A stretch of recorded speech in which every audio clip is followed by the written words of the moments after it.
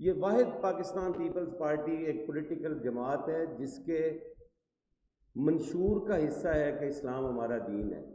ہمارے جو بنیادی اصول ہیں اس میں ہمارا پہلا نقطہ ہی یہ ہے کہ اسلام ہمارا دین ہے. اور میں سمجھتا ہوں کہ کوئی بھی ہم میں سے یہ نہیں ہے کہ اس کا عقیدہ کم ہے.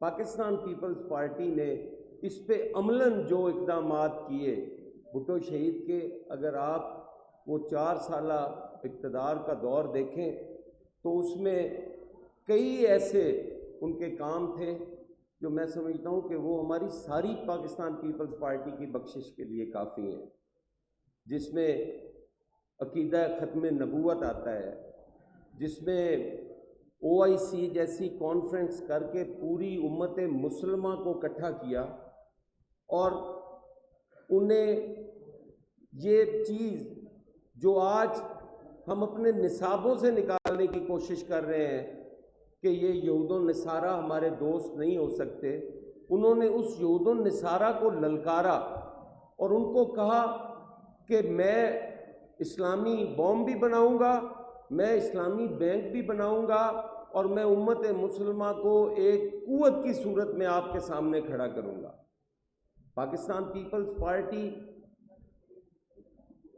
ہر اس جگہ پہ آپ کے ساتھ کھڑی ہوگی جہاں پہ ختم نبوت کا کوئی ایشو ہوگا. ہم آج بھی یہ مطالبہ کرتے ہیں کہ یہ انتہائی حساس معاملہ ہے، انتہائی توجہ طلب یہ چیز ہے. اس پہ ہماری حکومت کو بھی اقدامات کرنے چاہیے اور اس پہ ہماری عدلیہ کو بھی فی الفور جو ہے وہ فیصلے دینے چاہیے، کیونکہ کوئی بھی مسلمان، وہ ایک چھوٹے سے چھوٹا جو ہے، ایک حقیر سے حقیر مسلمان بھی جو ہے وہ ختم نبوت پر اپنی جان دینے کو تیار ہے. اس پہ کوئی کمپرومائز نہیں ہے. ہمارا مطالبہ ہے کہ اس کو فی الفور حل ہونا چاہیے اور آئین اور قانون کے مطابق حل ہونا چاہیے.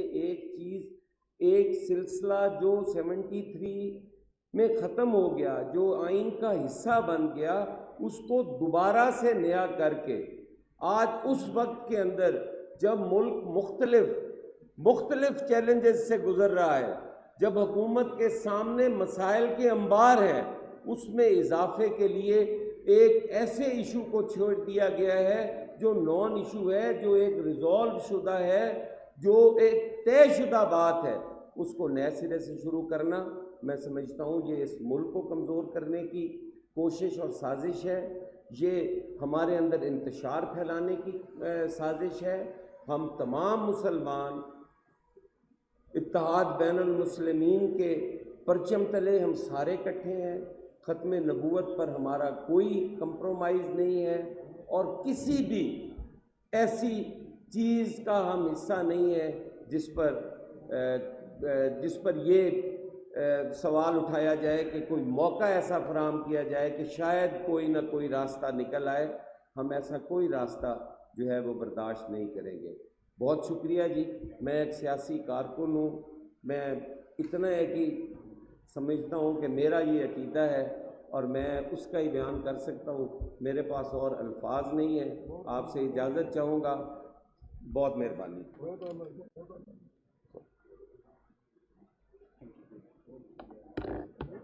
اپنے خیالات کا اظہار فرما رہے تھے سید حسن مرتضیٰ صاحب. ابھی میں دعوت دینے جا رہا ہوں حافظ احمد لدھیانوی صاحب کو. آپ سرپرست ہیں اہل سنت والجماعت. آپ تشریف لائیں اور ہم سے ہم کلام ہوں. حافظ احمد لدھیانوی صاحب.